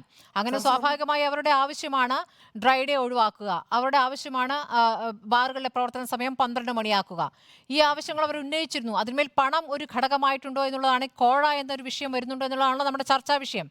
അങ്ങനെ ഒരു കാര്യത്തിലുള്ള തെളിവ് നമ്മുടെ മുന്നിലുണ്ടോ എന്നുള്ളതാണ് ഇപ്പോൾ ഈ പറയുന്ന അനിമോന്റെ ശബ്ദരേഖ. അനിമോൻ തന്നെ കാര്യങ്ങൾ മാറ്റി പറയുന്ന സാഹചര്യം, ഇതൊക്കെയാണ് നമ്മുടെ മുന്നിലുള്ളത്. മറ്റേത് അങ്ങനെ ആയിരുന്നില്ലല്ലോ. മുൻപുണ്ടായത് ആരോപണം ആ രൂപത്തിലായിരുന്നില്ലല്ലോ. അത് KM മാണി എന്ന മന്ത്രിക്കെതിരെ നേരിട്ട് തന്നെ ആരോപണം ഉന്നയിക്കുകയാണ് ബാർ ഉടമ ചെയ്തിട്ടുള്ളത്. ഇതിൽ അങ്ങനെ ഒരു ഘടകമില്ല എന്നുള്ളൊരു പ്രധാനപ്പെട്ട കാര്യമാണ്. ഇനിയിപ്പോൾ നിങ്ങൾ സംശയിക്കുന്ന ഭയപ്പെടുന്ന പോലെ ഈ മദ്യനയത്തിൽ ഈ പറയുന്ന കാര്യങ്ങൾ പരിഗണിക്കപ്പെടുക, സ്വാഭാവികമായി ഇതിപ്പോൾ വിവാദമായ പശ്ചാത്തലത്തിൽ ഈ മദ്യനയത്തിൽ എന്തായാലും അതുണ്ടാകാൻ സാധ്യതയില്ലല്ലോ. അതൊരു ഗുണം ചെയ്തു എന്നുള്ള കാര്യത്തിൽ സംശയമില്ല. അങ്ങനെ ഈ നയരൂപീകരണം അങ്ങനെ നീങ്ങാനുള്ള സാധ്യതയില്ല. പക്ഷേ എന്തുകൊണ്ട് മുൻകാലങ്ങളിൽ മദ്യവിരുദ്ധ പ്രവർത്തകരുമായിട്ട് വ്യക്തമായിട്ട് ചർച്ച ചെയ്തുകൊണ്ടിരുന്ന വിഷയം ഇവർ തമ്മിൽ, അബ്കാരികൾ തമ്മിൽ, ഞാൻ പറഞ്ഞ സംസ്ഥാന സർക്കാരും അബ്കാരി തന്നെയാണ്. സംസ്ഥാന സർക്കാരായ അബ്കാരിയും മറ്റ് അബ്കാരികളും മദ്യലോബികളും തമ്മിലുള്ള ചർച്ച മാത്രമാക്കി എന്തുകൊണ്ട് മാറ്റി? അതിനിടയ്ക്ക് ഒരു പ്രശ്നമില്ലേ? ശരി, ശ്രീ VP സജീന്ദ്രൻ, നിങ്ങളുടെ കാലത്തും മാറ്റമൊന്നും ഉണ്ടായിരുന്നില്ല, പറയുന്നത് കേൾക്കുമ്പോൾ ചിരി വരുന്നു എന്നാണ് ഇപ്പോൾ പ്രസാദ് കുരുവിള പറയുന്നത്. അതിനുള്ള മറുപടി. അതോടൊപ്പം തന്നെ നിങ്ങളിങ്ങനെ എല്ലാ കാര്യത്തിനും ജുഡീഷ്യൽ അന്വേഷണം എന്നുള്ള ആവശ്യം അതൊരു ക്ലീഷ ആയിക്കൊണ്ടിരിക്കുകയാണ്. എന്ത് വിഷയത്തിലും ഒരു അന്വേഷണം പ്രഖ്യാപിക്കുമ്പോൾ ഉടനെ ജുഡീഷ്യൽ അന്വേഷണം എന്നൊരു ആവശ്യമായി നിങ്ങൾ മുന്നോട്ട് വരുന്നു. ജുഡീഷ്യൽ അന്വേഷണത്തിൽ വലിയ രൂപത്തിൽ കാര്യങ്ങൾ കണ്ടെത്തുകയും അതിന്മേൽ നടപടിയുണ്ടായ കാര്യങ്ങൾ എത്രത്തോളമുണ്ട്?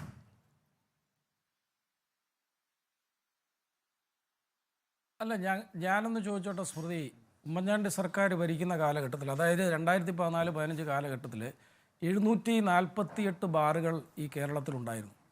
ഉമ്മൻചാണ്ടി അധികാരം വിട്ടൊഴിയുമ്പോൾ അതിൽ ഈ 5 സ്റ്റാർ ഹോട്ടലിന് മുകളിലേക്കുള്ള ഹോട്ടലുകളും ഹെറിറ്റേജ് ഹോട്ടലുകളും അതൊഴിച്ചുള്ള മുഴുവൻ ബാർ ഹോട്ടലുകളും നിർത്തലാക്കി. അതാണല്ലോ ഇവിടെ ഈ ബാർ എന്ന് പറഞ്ഞുകൊണ്ട് വിവാദം ഉണ്ടാകാനും മദ്യലോബികളെല്ലാം കേരളത്തിൽ LDFന് അനുകൂലമായി ഇറങ്ങാനും അവരുടെ പണവും സ്വാധീനവും കേരളത്തിലെ 140 നിയോജക മണ്ഡലത്തിൽ ചെലവഴിച്ച് ഉമ്മൻചാണ്ടി സർക്കാർ UDF ഭരണത്തിൻ്റെ തുടർ ഭരണം ഇല്ലാതാക്കുവാനും ഉണ്ടായ അടിസ്ഥാനപരമായ കാരണം ഒന്ന് അതുതന്നെയാണ്.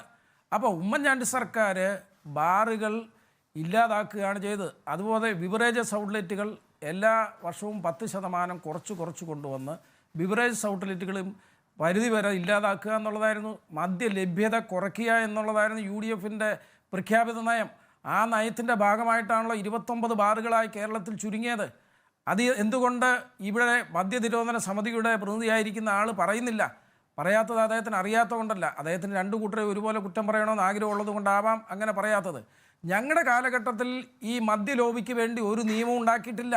ഞങ്ങളുടെ കാലഘട്ടത്തിൽ ജനങ്ങൾക്ക് വേണ്ടിയും അതേപോലെ തന്നെ ഈ പറയുന്ന മദ്യനിരോധന സമിതിയുമായി ആലോചിച്ച് അവർ പറയുന്ന നിർദ്ദേശങ്ങളും കൂടി ഉൾക്കൊള്ളിച്ചുകൊണ്ടുള്ള നിയമങ്ങളാണ് ഇവിടെ ഈ സംസ്ഥാനത്തുണ്ടാക്കിയിരിക്കുന്നത്. ആ നിയമങ്ങളെല്ലാമാണ് കാറ്റിപ്പറത്തി ഇവർ വന്നയുടൻ, അതായത് ഇപ്പോൾ ഇവിടെ ഈ പറയുന്ന ഈ പിന്നെ ക്ഷേമപെൻഷൻ കിട്ടാത്തവർക്ക് ക്ഷേമപെൻഷൻ കൊടുക്കാൻ വേണ്ടി ഒരു ഗവൺമെൻറ് ഓർഡർ ഇറക്കുന്നത് പോലെ, അല്ലെങ്കിൽ കടം വാങ്ങി അവർ കൊടുത്തു തീർക്കുന്നത് പോലെ അടിയന്തരമായി ചെയ്യേണ്ട കാര്യങ്ങൾ ചെയ്യാതെ അവർ ചെയ്തത് ഈ ബാർ മുതലാളിമാർക്കും ബാർ ബിസിനസ്സുകാർക്കും അനുകൂലമായുള്ള നിയമങ്ങൾ പടിപടിയായി ഉണ്ടാക്കുക മാത്രമാണ് ചെയ്തിട്ടുള്ളത്.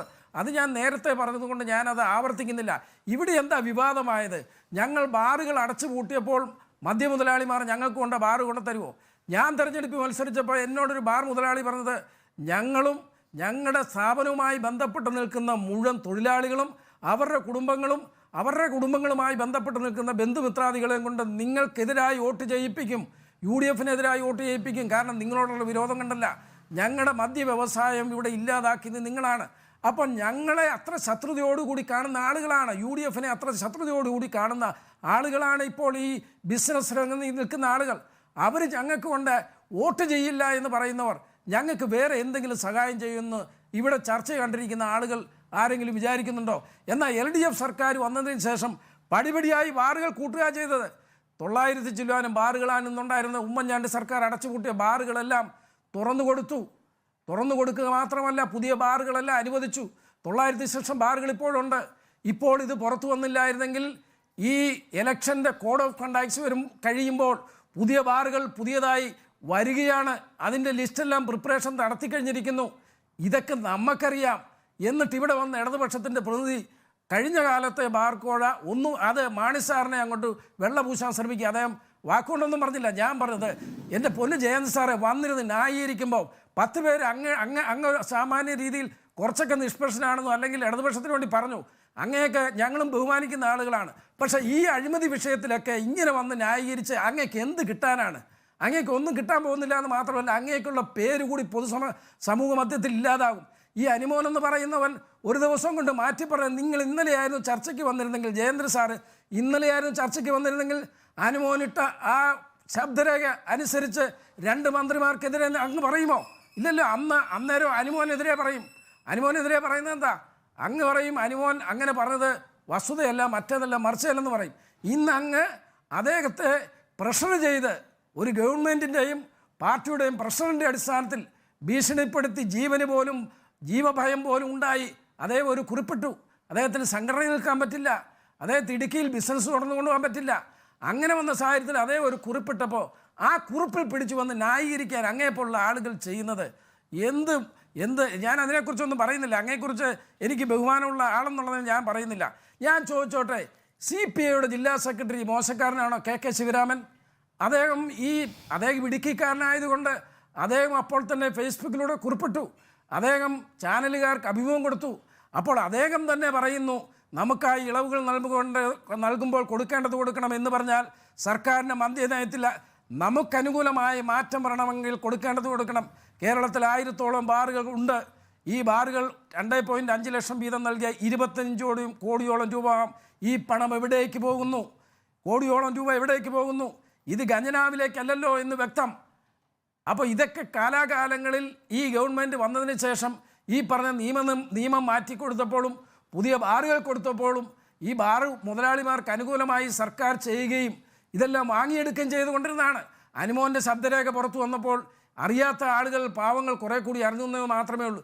ഞാൻ ഒരു കാര്യം കൂടി ജയേന്ദ്ര സാറിൻ്റെ മുമ്പ് പറയാൻ ആഗ്രഹിക്കുന്നു. എന്തുകൊണ്ടാണ് കേരളത്തിൽ കഴിഞ്ഞ ഈ 8 വർഷക്കാലമായി പുഴയിൽ നിന്നും ഈ മണൽ വാരിയെടുക്കാത്തത്? ഇപ്പോൾ ഒരു ചെറിയ മഴ പെയ്താൽ എല്ലാ പുഴകളും നിറഞ്ഞു കവിഞ്ഞ് ഈ ആളുകളുടെ വീട്ടിലേക്കും വെള്ളം വന്ന് കയറുകയാണ്. ഈ പുഴയിൽ നിന്ന് മണൽ വാരാതിരിക്കാൻ ഇവിടുത്തെ ക്രഷർ ലോബി ഈ സർക്കാരിന് ഇതേപോലെ തന്നെ കിട്ടേണ്ട സമയത്ത് കൊണ്ട് കൊടുക്കുന്നു എന്നുള്ളതാണ് ഞങ്ങളെപ്പോലെയുള്ള ആളുകൾ അറിയുന്നത്. ഇല്ലായിരുന്നെങ്കിൽ പുഴയിൽ നിന്നും മണൽ വാരിയിരുന്നെങ്കിൽ ഇപ്പോൾ ഈ പ്രളയം പലതും വരുന്നത് ഒഴിവാക്കാൻ നമുക്ക് സാധിക്കുമായിരുന്നു. ഇതേ രീതിയിൽ തന്നെയാണ് കോടികൾ ഇവരിൽ നിന്നും വാങ്ങിക്കൊണ്ടിരിക്കുന്നത്. ഇതെല്ലാം പച്ചയായ സത്യങ്ങളാണ്.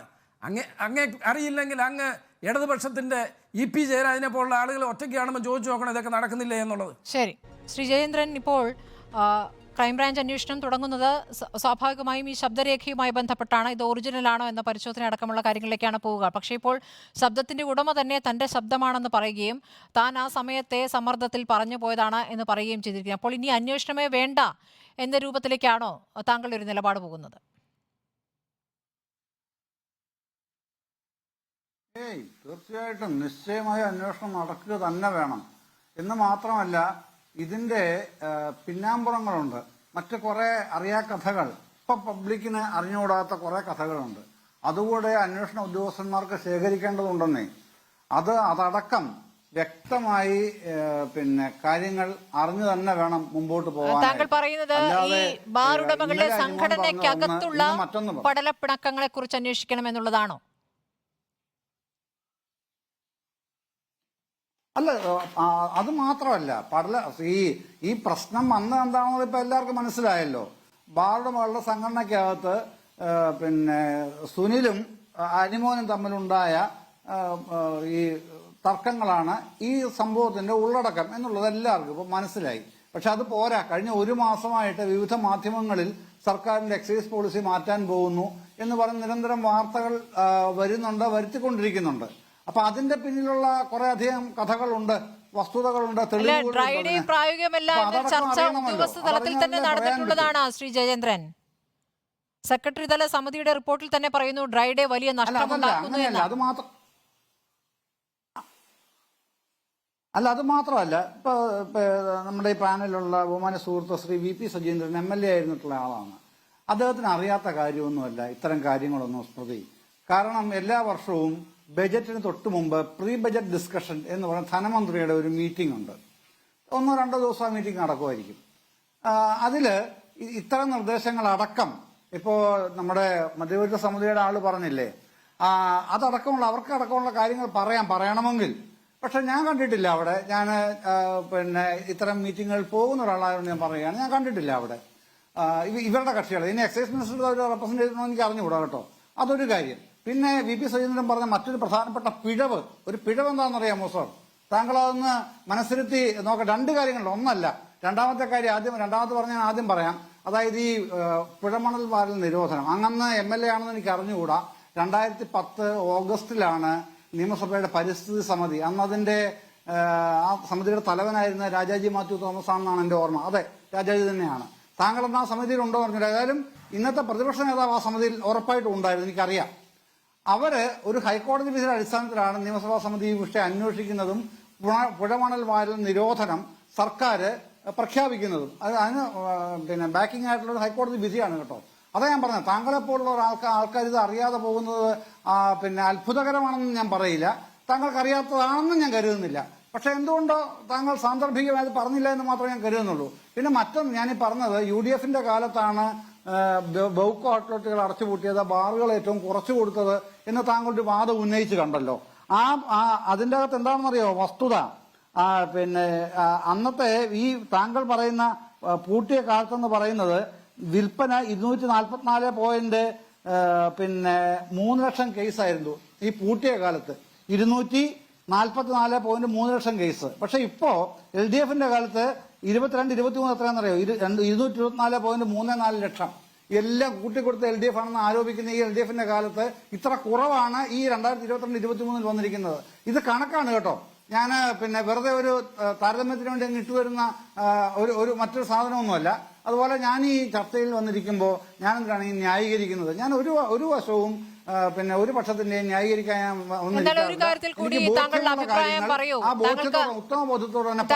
ബോധ്യത്തിൽ പറയൂ ശ്രീ ജയേന്ദ്രൻ. ഇപ്പോൾ ഈ ടേൺ ഓവർ ടാക്സ് വെട്ടിപ്പ് നടത്തിയ ബാറുകൾക്ക് മദ്യം നൽകരുത് എന്ന നിർദ്ദേശം നൽകിയത് അഭിപ്രായപ്പെട്ടത് നികുതി വകുപ്പാണ്. ആ നിർദ്ദേശം ആ നിലപാട് അട്ടിമറിച്ചുകൊണ്ട് അവർക്കും മദ്യം നൽകുന്ന തീരുമാനത്തിലേക്ക് എങ്ങനെ പോയി? അപ്പോൾ അതിന് പിന്നിലെ താല്പര്യം എന്താണ്? അല്ല, അത് നമുക്ക് അറിയില്ലേ, ഇത്തരം കാര്യങ്ങളെല്ലാം ഇങ്ങനെ കൊടുക്കരുത് എന്നൊരു നിർദ്ദേശം ഉണ്ടാവാം. പക്ഷെ ആ നിർദ്ദേശം പെൻഡിങ്ങിൽ നിർത്തിക്കൊണ്ട് തന്നെ ഇവരുടെ സംഘടനയായിട്ട് ബന്ധപ്പെട്ട് ചർച്ച നടത്തിയിട്ടാണ് അത്തരം കാര്യങ്ങൾ ചെയ്യാറുള്ളത്. അത് താങ്കൾക്ക് അറിയാത്ത കാര്യമാണോ സ്മൃതി? അത്തരം കാര്യങ്ങൾ നടക്കും. അവരങ്ങനെ നിർദ്ദേശം വെച്ചു എന്നല്ല നിരോധനം ഏർപ്പെടുത്തുകയല്ല ചെയ്തത്. അങ്ങനെ നിർദ്ദേശം അവിടുന്ന് വന്നു. ആ നിർദ്ദേശം നിലനിൽക്കെ തന്നെയാണ് ഈ സംഘടനയായിട്ട് ബന്ധപ്പെട്ട് ചർച്ച ചെയ്തതിനു ശേഷം അത് കൊടുക്കാൻ തീരുമാനിച്ചത് അവർക്ക്. അപ്പൊ ആ നിർദ്ദേശം അല്ലല്ല, ഈ സർക്കാരിന്റെ നിലപാട് മദ്യ നിരോധനമല്ല, മദ്യവർജനമാണ് എന്നുള്ള പറഞ്ഞിട്ടുള്ളതാണ്. ഇടതുപക്ഷത്തിന്റെ നിലപാടതാണ്. അങ്ങനെ വരുമ്പോഴും എന്തുകൊണ്ട് ബാറുകൾക്ക് അനുമതി കൊടുക്കുന്നു? സർക്കാരിന് ഒരു വരുമാനമാണെന്ന നിലയ്ക്കാണ്. ആ വരുമാനം കിട്ടാതിരിക്കുന്ന ഘട്ടത്തിലാണ് നികുതി വകുപ്പ് അങ്ങനെ ഒരു തീരുമാനം എടുക്കുന്നത്. അതെടുക്കുമ്പോൾ എന്താണ് പറയുന്നത്? അവർക്ക് മദ്യം കൊടുക്കാൻ തീരുമാനം വരുന്ന എവിടെയാണ്? ആർക്കും ഒരാൾക്ക് നേട്ടം ഉണ്ടാകുന്നുണ്ടല്ലോ അതുകൊണ്ട്. അല്ല, അതെ, 10 വർഷം മുമ്പ്, അതും ആ കണക്ക് താങ്കൾ ചോദിച്ചത് നന്നായി. 10 വർഷം മുമ്പ് സംസ്ഥാനത്തിന്റെ വരുമാനത്തിന്റെ 18.21% മദ്യത്തിൽ നിന്നുണ്ടായിരുന്നു കേട്ടോ. 18.21%. ഇപ്പോൾ ഈ കഴിഞ്ഞ വർഷം അത് നിലവിലത് 13.4% മാത്രമേ ഉള്ളൂ. അതാണ് സർക്കാരിന്റെ മദ്യത്തിൽ നിന്ന് വരുമാനത്തിന്റെ ശതമാന കണക്കുള്ളത്. അപ്പോൾ അത് കൂടുകയാണോ കുറയുകയാണോ ചെയ്തിട്ടുള്ളത് ഞാൻ പ്രത്യേകം പറയേണ്ട കാര്യമില്ലല്ലോ. പിന്നെ ഈ മദ്യവർജനവും മദ്യനിരോധനവും അതൊക്കെ LDFന്റെ നിലപാട് നേരത്തെ തന്നെ പറഞ്ഞിട്ടുള്ള കാര്യമാണ്. UDFന്റെ നിലപാട് അവരും പറഞ്ഞിട്ടുണ്ട്. പക്ഷേ ഈ മദ്യവർജനമോ മദ്യനിരോധനമോ അല്ല, അതിനകത്ത് എങ്ങനെയാണ് പൊതുവിൽ ജനങ്ങൾ ഉൾക്കൊള്ളുന്നത് അതനുസരിച്ച് മാത്രമാണ് കാര്യങ്ങൾ പോകുക എന്നുള്ളത് ഏത് ഗവൺമെന്റ് വന്നാലും നമുക്ക് എല്ലാവർക്കും അറിയുന്ന ഒരു കാര്യമാണ്. അതിന് തെറ്റോ ശരിയോ പരിശോധിക്കാനുള്ളൊരു ചർച്ചയായിട്ട് ഞാൻ ഇതിനെ കാണുന്നില്ല. എങ്കിലും ഞാനത് പറയുകയാണ്, രേഖകളിൽ ഇങ്ങനെ കുറഞ്ഞിട്ടുണ്ട്, ഉപഭോഗത്തിന്റെ വരുമാനത്തിന്റെ അളവ് കുറഞ്ഞിട്ടുണ്ട്. പക്ഷേ നിരോധനമാണോ വർജനമാണോ ഏതാണ് കൂടുതൽ നല്ലത്? അത് മദ്യവിരുദ്ധ സമിതിക്കാർ തന്നെ പറയട്ടെ. രണ്ടും അവര് പിന്നെ ഉൾക്കൊള്ളുന്നവരാണല്ലോ. അത് അവരുടെ ഒരു കാര്യമായിട്ട് മാത്രമേ നമുക്കത് പൂർണ്ണമായിട്ടും ഉൾക്കൊള്ളാൻ കഴിയൂ. ഏതായാലും ഈ പ്രശ്നം എന്ന് പറഞ്ഞാൽ ഞാൻ പറഞ്ഞ ഇതാണ്, പിന്നെ രാഷ്ട്രീയമായ ഒരു ആരോപണം എന്നുള്ളതിൽ കവിഞ്ഞ് കക്ഷി രാഷ്ട്രീയത്തിൽ അടിസ്ഥാനപ്പെടുത്തിയ ഒരു ആരോപണം എന്നതിൽ കവിഞ്ഞ് പ്രാധാന്യം ഇതിന് കിട്ടാതെ പോകുന്നത് ഇതിന്റെ അകത്ത് ഒരാളും ഒരു പൈസയും അഴിമതി നടത്തിയിട്ടില്ല എന്നതിന്റെ പേരിലാണ്. ഈ സർക്കാരിന്റെയോ LDFന്റെ ഭാഗത്തു നിന്നുള്ള ഒരു നേതാവിന്റെയും പേര് ഇതിലേക്ക് വലിച്ചഴക്കാനായിട്ട് കഴിയില്ല ആധികാരികതയോടെ. വലിച്ചഴക്കുക എന്ന് പറഞ്ഞാൽ അന്വേഷണം നടക്കാൻ പോകുന്നല്ലേ ഉള്ളൂ, മുമ്പിൽ നിൽക്കുന്നതുകൊണ്ടാണല്ലോ അന്വേഷണം തുടങ്ങുന്നല്ലേ ഉള്ളൂ. അതിനു മുന്നേ ആ കാര്യത്തിൽ തീർപ്പ് കൽപ്പിക്കുന്നത് എങ്ങനെയാണ്? പറയുന്നില്ലല്ലോ. എം ഹസൻ UDF കൺവീനർ പോലും പറയുന്നില്ല. ഞങ്ങൾക്ക് വിവരങ്ങളുണ്ട് 2 മന്ത്രിമാർ അഴിമതി നടത്തിയായിട്ട്. എത്ര അഴിമതി നടത്തി അങ്ങനെ വല്ല വിവരമുണ്ടോ? അദ്ദേഹം ഒന്നും പറയുന്നില്ല. അല്ലെങ്കിൽ ഞങ്ങൾ പോലീസിന് കൊടുത്തോളാം. അവർ 25 കോടിയുടെ അഴിമതിയാണ് പറയുന്നത്. പ്രതിപക്ഷം 25 കോടിയാണ് കണക്കായി പറയുന്നത്. അല്ല, അത് പ്രതിപക്ഷ നേതാവ് പറയുന്നു. അതെ, അത് പ്രതിപക്ഷ നേതാവ് പറയുന്നു. വേറെ നേതാവ് പറഞ്ഞത് അത് 250 കോടിയാക്കി. അപ്പൊ എത്ര? 25 കോടി 250 കോടി നമ്മളുടെ വ്യത്യാസം നോക്കി എത്രയാന്നുള്ളത്. അതവിടെ നിൽക്കട്ടെ, അവർക്ക് തെളിവുകൊണ്ട് അവർ കൊടുത്തോട്ടെ. അത്തരത്തിലുള്ള പഴുതു വരത്തില്ലല്ലോ. ഇപ്പം ഈ സർക്കാർ രക്ഷപ്പെടുത്തിയാലും കോടതി രക്ഷപ്പെടുത്തില്ലല്ലോ അവരെ ആരെയും. അത് നമുക്കറിയുന്ന കാര്യമാണല്ലോ. ശരി, ശ്രീ പ്രസാദ് കുരുവിള, അവസാനമായി ഇനി ഒരു അന്വേഷണത്തിൽ ഇനി എന്ത് തെളിയുമെന്നാണ് നിങ്ങൾ പ്രതീക്ഷിക്കുന്നത്? KCBC അല്ല, അന്വേഷണം നടക്കട്ടെ. അന്വേഷണം നടന്ന് എന്ത് തെളിഞ്ഞാലും അത് പൊതുസമൂഹത്തിന് മുമ്പിൽ വരട്ടെ. അതാണല്ലോ അതിൻ്റെ യഥാർത്ഥം. ഈ വർജനത്തിൻ്റെ ഇവിടെ ഇദ്ദേഹം ഇടത് സഹയാത്രികൻ സംസാരിച്ച് വർജനം എന്ന് പറയുന്നത് ഒരു വ്യക്തി സ്വയം തീരുമാനിക്കേണ്ട കാര്യമാണ്. നിരോധനം എന്ന് പറയുന്നത് തിരഞ്ഞെടുക്കപ്പെട്ട സർക്കാർ ചെയ്യേണ്ട കാര്യമാണ്. ഒരു വർജനം സ്വയം തീരുമാനിക്കട്ടെ, നിരോധനം ഗവൺമെന്റ് തീരുമാനിക്കും. തിരഞ്ഞെടുക്കപ്പെട്ട സർക്കാർ നമുക്കാർക്കും ചെയ്തു കൊടുക്കാൻ പറ്റുന്ന കേസല്ലോ, നമുക്ക് നിരോധിക്കാൻ പറ്റില്ലല്ലോ. ശരി, കേരളത്തിൽ സംസ്ഥാനത്തുടനീളം മദ്യശാലകൾ അനുവദിച്ചിട്ട് നിങ്ങൾ മദ്യം വർജിച്ചോ? 29 ബാർ ഉണ്ടായിരുന്നത് 920 ബാറുകൾ ഉണ്ടാക്കിയിട്ട് നിങ്ങൾ വർജിച്ചോ എന്ന് പറഞ്ഞാൽ എങ്ങനെ വർജിക്കും? മദ്യാസക്തി എന്ന് പറയുന്ന ഒരു രോഗമാണെന്നാണ് ലോകാരോഗ്യ സംഘടന പറഞ്ഞിരിക്കുന്നത്, 1956 പറഞ്ഞിരിക്കുന്നത്. ശരി ശ്രീ സഹീന്ദ്രൻ, ഒറ്റ മിനിറ്റ് കൂടിയേ ഉള്ളൂ. ഇനി ഈ അന്വേഷണത്തെ നിങ്ങൾ ഇങ്ങനെ ഏത് രൂപത്തിലാണ് കാണുന്നത്? ഇപ്പോൾ എന്താണ് അന്വേഷിക്കേണ്ടത്? അയാൾ തന്നെ പുതിയ വിശദീകരണവുമായി വന്നു കഴിഞ്ഞിരിക്കുന്നു. ഇനി എന്താണ് അന്വേഷിക്കേണ്ടത്? അയാളുടെ വിശദീകരണം, ഇന്നത്തെ വിശദീകരണം ഒരു കാരണവശാലും അംഗീകരിക്കാൻ പറ്റുന്നതല്ല. അത് രാഷ്ട്രീയ സമ്മർദ്ദത്തിൻ്റെയും, അതായത് ഗവൺമെൻറ്റിൻ്റെ സമ്മർദ്ദത്തിൻ്റെയും CPM എന്ന് പറയുന്ന പാർട്ടിയുടെ സമ്മർദ്ദത്തിൻ്റെയും ബലമായി ഒരു കുറിപ്പിട്ടത് മാത്രമാണ്. ഇതിൻ്റെ സത്യാവസ്ഥ പുറത്തു വരണമെങ്കിൽ ഈ പിണറായി വിജയൻ്റെ കീഴിലിരിക്കുന്ന ക്രൈംബ്രാഞ്ചോ അല്ലെങ്കിൽ ഏതെങ്കിലും പോലീസ് ഉദ്യോഗസ്ഥരോ അന്വേഷിച്ചു കഴിഞ്ഞാൽ അതിൻ്റെ കൃത്യം ഒന്നും മനസ്സിലാക്കാൻ കഴിയില്ല. അതുകൊണ്ടാണ് ജുഡീഷ്യൽ അന്വേഷണം. ഇവിടെ ജയേന്ദ്ര സാറ് പറഞ്ഞു എന്ത് പറഞ്ഞാലും ജുഡീഷ്യൽ അന്വേഷണം. ഞാൻ ചോദിച്ചോട്ടെ ജയേന്ദ്ര സാറേ, ഈ പിണറായി വിജയൻ്റെ പോലീസ് അന്വേഷിച്ചാൽ പിണറായി വിജയൻ്റെ മരുമകൻ ശ്രീ മുഹമ്മദ് റിയാസും അതുപോലെ MP രാജേഷും ഈ കേസിൻ്റെ അകത്ത് ഇടപെട്ടിട്ടുണ്ട്, അല്ലെങ്കിൽ ഈ പറയുന്ന 25 കോടി രൂപ പിരിക്കാൻ വേണ്ടിയുള്ള നിർദ്ദേശം ബാർ സംഘടനകൾക്ക് കൊടുത്തിട്ടുണ്ടെന്ന് ഏതെങ്കിലും ജീവിക്കാൻ ആഗ്രഹിക്കുന്ന അല്ലെങ്കിൽ സർവീസിലിരിക്കാൻ ആഗ്രഹിക്കുന്ന ഒരു പോലീസ് ഉദ്യോഗസ്ഥൻ തയ്യാറാകുമോ? അതുകൊണ്ടാണ് നിഷ്പക്ഷമായിട്ടാണ് അന്വേഷണമെങ്കിൽ ഇത് പുറത്തു കൊണ്ടുവരണമെങ്കിൽ ജുഡീഷ്യൽ അന്വേഷണം വേണമെന്നുള്ളതാണ് UDFന്റെ ആവശ്യം. അത് തന്നെയാണ് കോൺഗ്രസ് പാർട്ടിക്ക് വേണ്ടി എനിക്കും പറയാനുള്ളത്. ശരി, വളരെ നന്ദി ചർച്ചയിൽ പങ്കെടുത്ത 3 പേർക്കും. ഇനി ഡിബേറ്റ് വിത്ത് MP നികേഷ് കുമാർ.